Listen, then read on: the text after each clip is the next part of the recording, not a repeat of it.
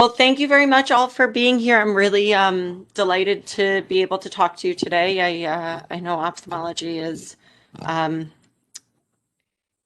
a little bit separate than a lot of other medical fields, so I'm really excited that everybody's here and interested. I'm going to be talking to you today about dry eye disease and ocular surface disease. I tried to bend it a little bit more towards systemic associations so that you can hopefully um, it'll help you in your practice. Um, I am, like Sam said, I am a cornea specialist. I'm located in University of Maryland downtown, as well as in the Redwood Clinic, as well as I see patients in Owings Mills. Um, so thank you very much. Working. Okay. So the objectives today, I'm going to define dry eye disease. We're going to go over some tests that we use for diagnosis of dry eye disease and systemic diseases that are associated with dry eye disease, as well as some treatments. So this is more of an outline of the talk, the anatomy. We're going to go through the definition of dry eye disease, tests, and then we're going to talk about these diseases as well as inflammatory dry eye disease and treatments. So the ocular surface really involves the tear film, the lacrimal gland, the conjunctiva, both the epithelium and goblet cells, the cornea, the clear part of the eye, including which has both epithelium. The corneal epithelium is really the most involved area of the cornea, the eyelids, including meibomian glands, and the immune system, both innate and adaptive immune systems are involved. So going over the normal tear film, there are really three major components to the normal tear film. There's the lipid layer and the aqueous and mucin layers. And these, so the lipid layer is from the meibomian glands, the aqueous and mucin layers are from the lacrimal gland and goblet cells, respectively. And we're going to go into a little bit more detail on those. So meibomian glands are involved in lipid secretion. The lipid layer helps to prevent evaporation of the tears, as well as smooth the optical surface and stabilize the tear film. And it's pretty important for maintaining a good ocular surface. The meibomian gland dysfunction is the number one cause of dry eyes.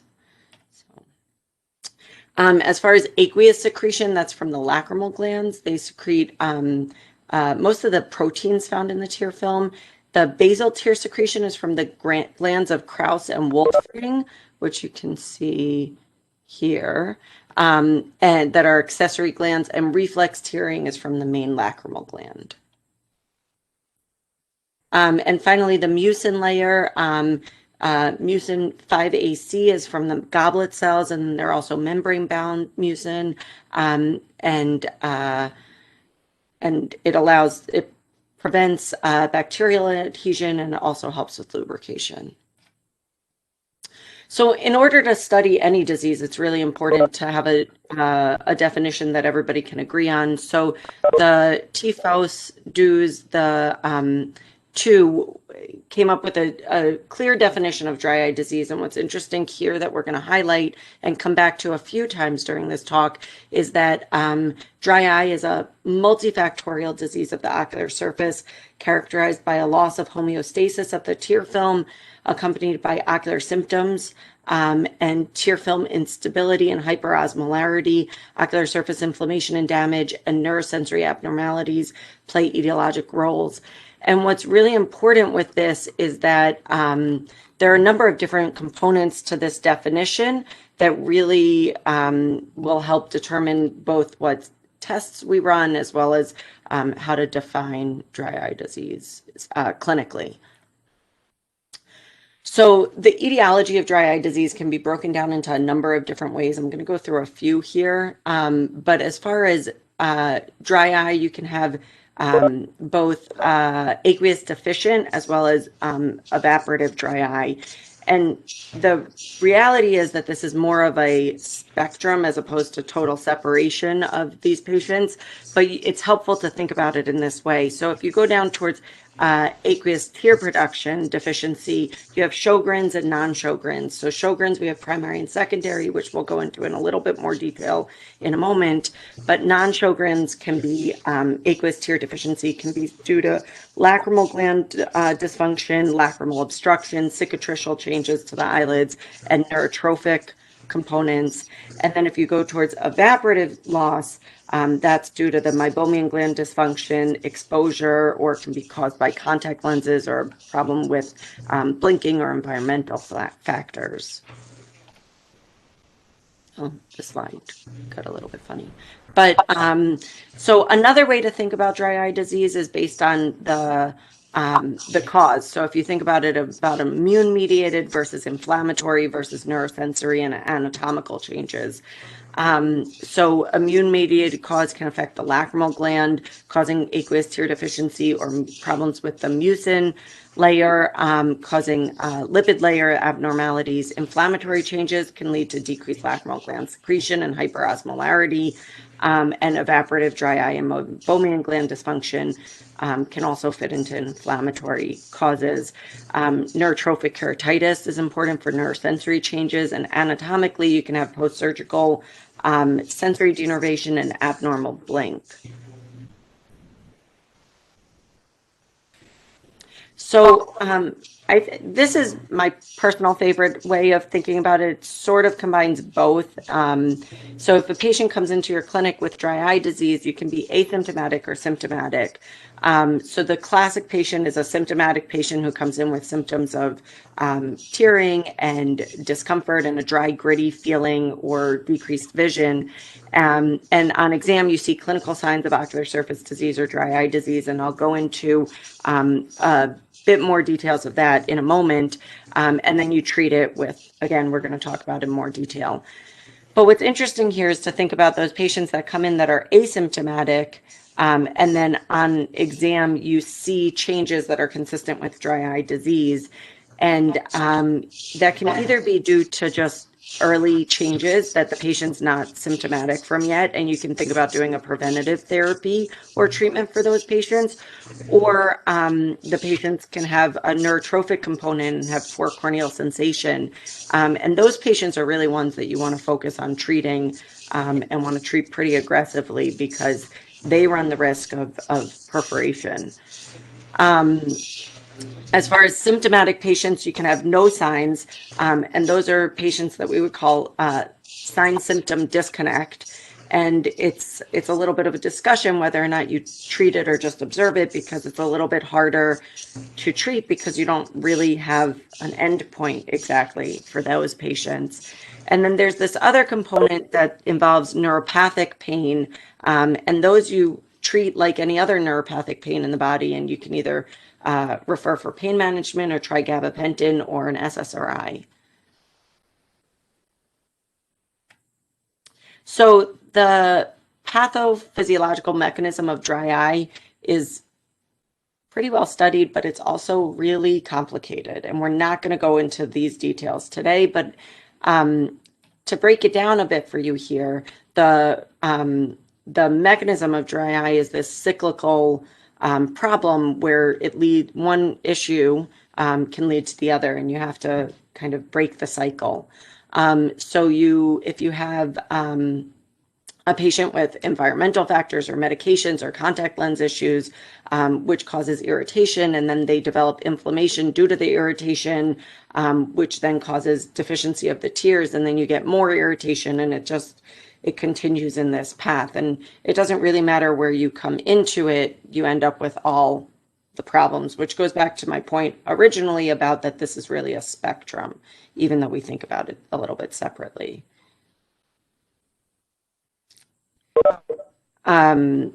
So the underlying pathophysiology of dry eye disease, to simplify it, is just a combination of evaporative loss of the tear film and aqueous deficiency leading to damage of the ocular surface. So dry eye disease has a number of risk factors, including older age. Women have more dry eye disease than men, hormonal changes, abnormal corneal innervation, vitamin deficiency, contact lens use, infection, or a history of ophthalmic surgery. The symptoms that patients complain of are dryness, irritation, foreign body sensation, light sensitivity, or itching. And these patients have been shown to be more associated with patients with anxiety and depression. And then this affects 5 million Americans over the age of 50, and 2/3 of them are women. So it affects a lot of people. And again, the diagnosis and management, we're going to go into more detail on, but the way that I like to think about it is the 4 main categories of dry eye disease: the inflammatory, immunologic, anatomical, and neurosensory. The symptoms, there's a wide range of symptoms. You can have mild irritation that is minimally problematic to the patient, to significant decline in vision, and even perforation of the cornea. So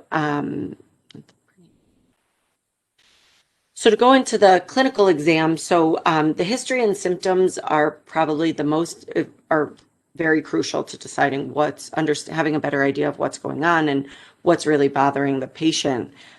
You also do a thorough slit lamp exam, and it's paying special focus to the cornea, the conjunctiva, and the eyelids. And then there are a number of clinical tests. Some of them are standard in most clinics, and some are a little more novel. So you can look at tear breakup time, ocular redness, ocular surface staining. Schirmer's is a measurement of tear fluid production or tears, and fluorescein clearance test. You can also you can measure the tear fluid osmolarity, which is important because that's part of the definition of dry eye disease. And some newer test is Inflammadry, or MMP9, which is a measurement of inflammation in the eye, on the surface of the eye, excuse me. And you can also have meibomian gland imaging, which is a nice way to look at the structures of the meibomian glands. So tear breakup time, what you do for this is you place fluorescein in the eye using either a fluorescein strip, or but you do it without anesthetic, and then you have the patient blink, and then you evaluate them for the dry spot. Can you see my cursor at all? Okay. So what you see here is when the patient blinks for the first time, they open their eyes and you see kind of diffuse green. And then here you can see the breakup time where there are spots that aren't covered in that same green.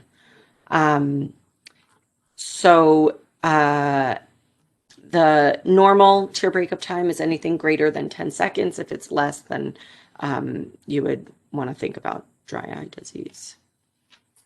So to back up a little bit and talk about ocular surface staining in ophthalmology, we use 3 different stains. We use fluorescein most commonly, but we also can use rose bengal and lissamine green.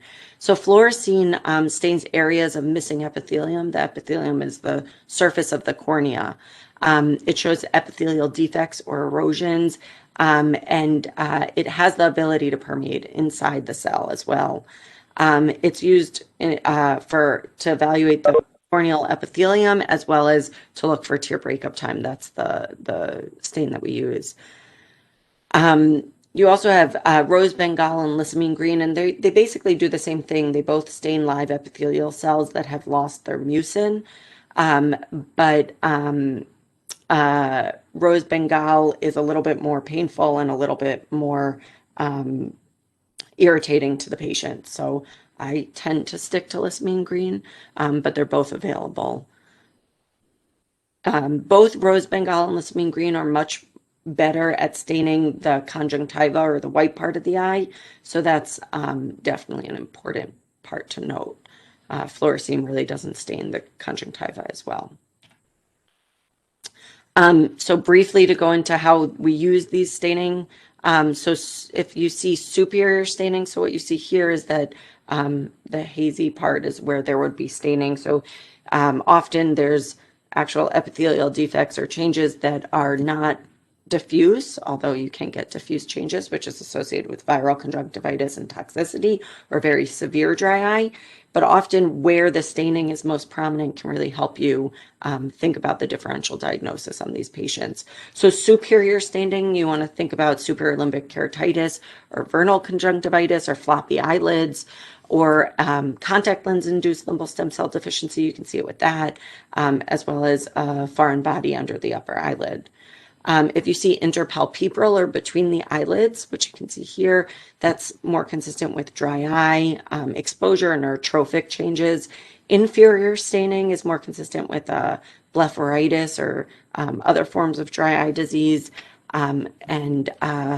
This is a particular staining, which is at 3 and 9 o'clock, and that's associated with the tight contact lens, which is interesting. So Schirmer's is another test that we use. So Schirmer's is you use these strips in the outer 1/3 of the lower eyelid. Patient closes their eyes for 5 minutes, and then you get a measurement of the tears that are produced, and less than 5 millimeters on the strip is pretty specific for dry eye disease. It's not as sensitive, but it is a very useful test. Without anesthesia, you're measuring both the basal and reflexive tearing, but with anesthesia, you're only measuring the basal tears. Ocular Surface Disease Index score is a measurement of, is a questionnaire that's used for measure the symptoms that patients are having for dry eye disease. And what you can see, it's that this Ocular Surface Disease Index there has been very well validated. There are many different questionnaires. This is probably my favorite. It's relatively easy and fast, and you get a good idea of how the patient's symptoms are affecting their daily lives. And it's only 12 questions, which is nice. So these are a couple more tests, more less standard universally, but tear lab osmolarity is an important test because, again, it's part of the definition of dry eye disease, but it's not necessary in order to diagnose dry eye disease. MMP9 is inflammatory. It's a point of care test in the clinic that is able to let us know if there's inflammation on the ocular surface. That's one of my personal favorites. And then there's conjunctival impression cytology, which is really more of a really hasn't found a clear place in the clinic, but is still used for research. So to switch gears a little bit and talk about systemic diseases associated with dry eye disease. And the first one is definitely Sjogren's syndrome. So this affects females more than males with a 10-to-1 ratio. Primary Sjogren's is no other associated autoimmune diseases. Secondary Sjogren's is with rheumatoid arthritis, lupus, or other autoimmune diseases.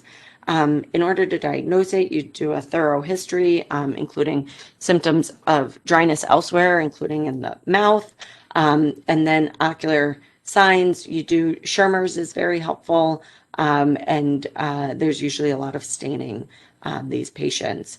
You can also do autoantibody tests, and we tend to refer these patients to rheumatology for further workup. Ocular complications include filamentary keratitis, which you can see here. It's these deposits on the surface of the eye. These are actually attached to the cornea, and they have this windshield wiper type of process, which causes further irritation. And then you can also get an infection, microbial keratitis, or a sterile ulcerative keratitis, which you can see here, where there's thinning and melting of the cornea, and that can lead to perforation. So these we want to treat with both topical and systemic immunosuppression, and punctal occlusion can sometimes help. Neurotrophic keratitis is, I guess, less of a systemic problem, but you get decreased corneal corneal sensation, and it can be caused by a number of different problems like a herpetic infection, diabetes, history of surgery, retinal surgery or PRP or laser retinal changes can also cause decreased corneal sensation, history of LASIK, also topical medications. So patients that are particularly on glaucoma medications can have this problem, or any other topical medications that they've been on long term, or damage to cranial nerve. 5. And then treatment for these is particularly important because the patient is not going to have as much symptoms to help dictate any to give you an idea of what's going on. So they can be pretty far progressed and not be aware. So the treatments include non-preservative artificial tears, serum tears, punctal occlusion, bandage contact lens can be used, or lateral tarsorrhaphy, which is closing the eyelid, and scleral lenses can also help these patients.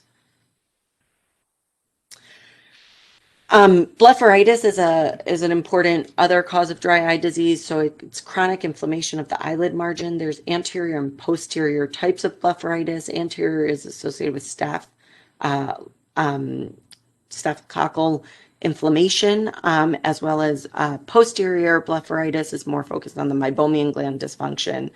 You can have both seborrheic, which is a hypersecretory blepharitis, or hyposecretory blepharitis, which is meibomian gland plugging or loss of glands. Often you get both an anterior and posterior picture here. So to go into a little bit more detail on this, so staph blepharitis, it's really an immune response to the staph toxins. So it can cause marginal keratitis, which is inflammation of the, which causes an infiltrate on the cornea. So it looks like small corneal ulcers on the periphery of the cornea. You can also get flectenules, and you get mattering of the eyelids or crusting, which you can see here, or loss of lashes. And this is really important to treat with lid hygiene as well as topical antibiotics. And in the right patient, you also need to treat with topical steroids, because it's the inflammatory or immune response that you're trying to quiet down. But I would highly recommend making sure that the patient is being seen by somebody who's able to measure the intraocular pressure if you're going to start a topical steroid, because the pressure can go up. So hypersecretory meibomian gland disease, you get these greasy lashes. It can be associated with seborrheic dermatitis elsewhere in the body. And it also can occur with other types of meibomian glands. This you treat just like any other seborrheic dermatitis with selenium containing shampoos. So it is a different treatment. So to go into meibomian gland disease in a little bit more detail here, these pictures are helpful actually. You get symptoms of burning, watering, or blurring of vision, especially with reading. You can also get light sensitivity in these patients. You get inflammation of the meibomian glands and blockage of the meibomian glands, which you can see here. And you get this increased blood vessel growth, the telangiectasia, foamy tear films, which I don't show here. And then you get these peripheral corneal ulcers, which are these white spots in the periphery of the eye. You can see them here as well. And you get rapid tear breakup time in these patients. This is best treated with lid hygiene, so warm compresses and lid scrubs, which is simply baby shampoo on a clean washcloth, or you can use over-the-counter like OcuSoft lid scrubs or some other type of lid wipes. You can treat this with antibiotic ointments like erythromycin ointment or azithromycin, or you can also use a combination of steroids and antibiotics like Tobradex or Maxitrol. And systemic treatment is with doxycycline. You start off at 50 milligrams twice a day, and then you can go down to once a day, but that's a long-term therapy for at least 3 months. And that has both bacterial and anti-inflammatory components.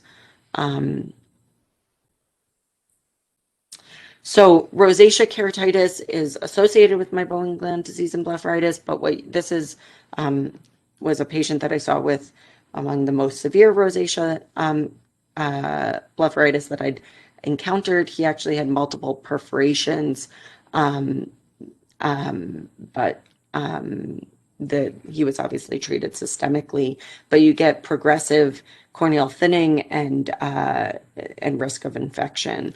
You want to treat these patients with both steroids and long-term restasis, as well as doxycycline is probably the key here. That's systemic doxycycline. Other causes of blepharitis is Demodex, which is these small mites that you can get on the eyelids, and as well as contact dermatitis, which is usually caused by other eye drops.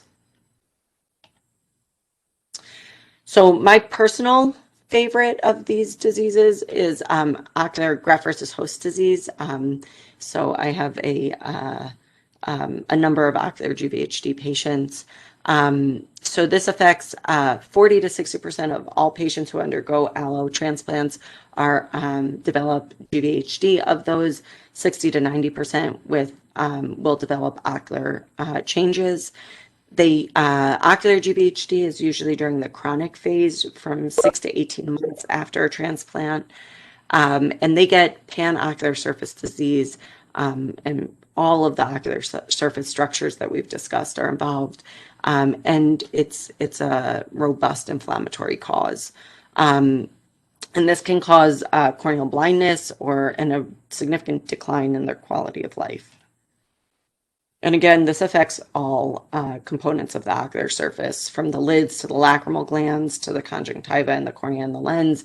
It's can be really detrimental to these patients, and it's also a fascinating disease from to study, because we know when it's going to start, because we are involved in causing it.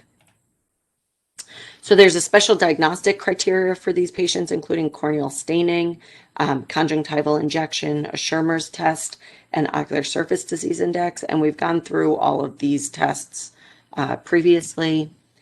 And then there's you kind of add all of them up, and then depending on whether or not they have a confirmed diagnosis of systemic graft versus host disease elsewhere in the body, you can diagnose them with either probable or definite ocular graft versus host disease. So what options do we have available for treating dry eye disease? There's 4 basic principles that I like to think about. One is you can replace the moisture, you can treat the meibomian gland disease, you can prevent loss of the tears, and you can control the inflammation depending on the cause of the dry eye disease.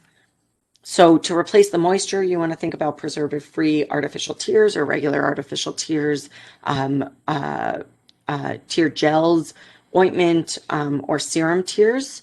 For meibomian gland disease, you want to think about warm compresses, erythromycin ointment, doxycycline systemically, and you can also think about intense pulse light, which we'll go into in a bit more detail. And then to prevent loss of the tear film, you can use soft contact lenses or scleral contact lenses, which are larger contact lenses that are hard and go instead of sitting on the cornea, they sit on the white part of the eye and vault above the cornea, and therefore continue to lubricate the surface. You can also use moisture chamber goggles or environmental changes like humidifiers, changing the height of your computer screen, not sitting near or sleeping with a fan. There are a number of different possibilities. And then you also want to control the inflammation if it's present. So you do that with topically with steroids, tacrolimus, cyclosporin, like Restasis or Cequa, or systemically with systemic steroids, systemic tacrolimus, rituximab, or mycophenolate. And again, that's depending on the underlying cause of the dry eye disease, as well as the patient's symptoms. So to go into a little bit more detail, so the way that for dry eye, in most forms of dry eye disease, the way that you want to think about it is in a stepwise approach.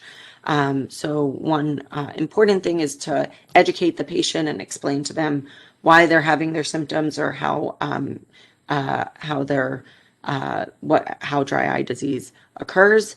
And then you can talk about modifications to their environment, removing fans, lowering computer screen, increasing humidifier use, their dietary modifications, or you can, if they're on other medications, both systemic or topical, you can determine if you can stop or change some of them. For topical medications, you can use preservative-free formulations as possible. That definitely helps a number of patients.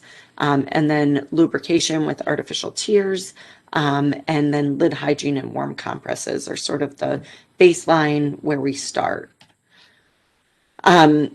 A step further, would you be using preservative-free artificial tears? If they have Demodex, you can think about tea tree oil. You can, if they're non-inflammatory causes of dry eye disease, you can think about punctal occlusion. Overnight, you can use ointment, although during the day that would cause blurring of their vision, or moisture chambers. You can also think about LipiFlow or intense pulsed light therapy. And then there are some prescription medications that we can use, like topical erythromycin ointment, or an antibiotic and steroid combination. Or you can do a short course of a low potency steroid like Lotemax. Or you can also use anti-inflammatory medications like Lifitegrast, or doxycycline systemically. If that's not sufficient, then you can think about autologous serum tears, which is where we take you do a blood draw, it gets processed and spun down to serum, it's mixed with preservative-free artificial tears, and it really helps to certain patients, it can make a big difference in improving the ocular surface. And then you can also talk about therapeutic contact lens. These are not for vision changes necessarily, they're more for the surface. So again, the scleral lenses or even soft contact lenses can help. If all of that's not helpful, then you can think about a longer course of steroids, amniotic membrane graft. You can surgically or more permanently have punctal occlusion, or tarsorrhaphy or closing the eyelid, which actually can make a huge difference, and you can really make big strides forward in the right patient. And then cyclosporin is Restasis or Cequa, and that's more helpful in patients with inflammation, or although patients with severe tear film insufficiency usually can't tolerate it as well, especially at the beginning, they have lots of burning. And it takes a couple of months to work. So you want to start the steroids at the same time that you start Restasis or cyclosporin, and kind of taper them appropriately as it starts to kick in. There was a question about tea tree oil. I think in the right patient population, that's really helpful, but that's more for treatment of Demodex as opposed to just in general dry eye disease patients. So it needs to be targeted appropriately. When it's appropriate, it can have really nice results. And again, the refractory dry eye disease, you want to think about the serum tears, which I really like, and scleral contact lenses.